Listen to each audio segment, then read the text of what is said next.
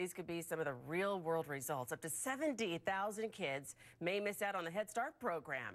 You could also see longer lines at airport security as TSA screeners are laid off. And the Department of Defense told Congress 800,000 civilian workers could be forced to take one day off a week without pay. For more on this, we bring in political junkie Jason Johnson. We've been hearing the warning sirens about this for quite a while. And it wasn't even, Congress wasn't even in session last week to deal with this. What's up with that? I think this is pathetic, and this is an example of a broken government.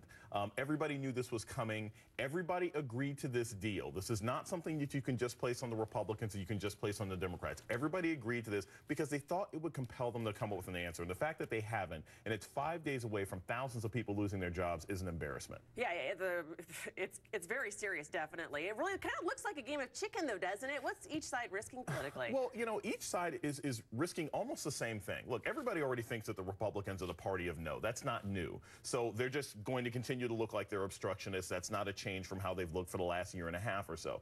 The Democrats look bad because they're the ones who are supposed to be the stewards of the economy. And unemployment will go up after this happens, without question. And even if they come up with a solution, you're talking about disrupting people's finances for 2 or 3 weeks into the next month, and it's absolutely irresponsible. Yeah, you got to wonder what people are thinking, because families are very concerned as they watch what's going to happen. Do you actually think that these budget cuts will happen? Yeah, I think they're going to go in. If you look at what we had with the fiscal cliff last year, they fixed it 2 or 3 days later, but it still took a chunk out of certain people's paychecks. That's what's going to happen now. I don't understand why people don't want border security. They don't want the TSA. And Congress can come up with a solution. They're just pretty much waiting around right now because they want to see who's going to suffer the worst. Now, when it comes to like a marriage, you hear about people fighting over money, and it's no different in Congress and the Senate. What is it actually going to do?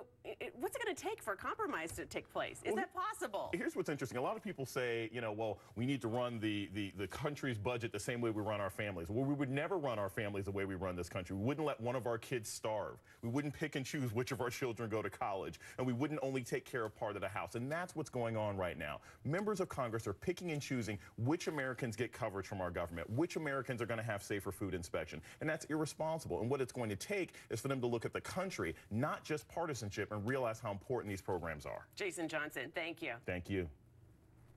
A historic night in sports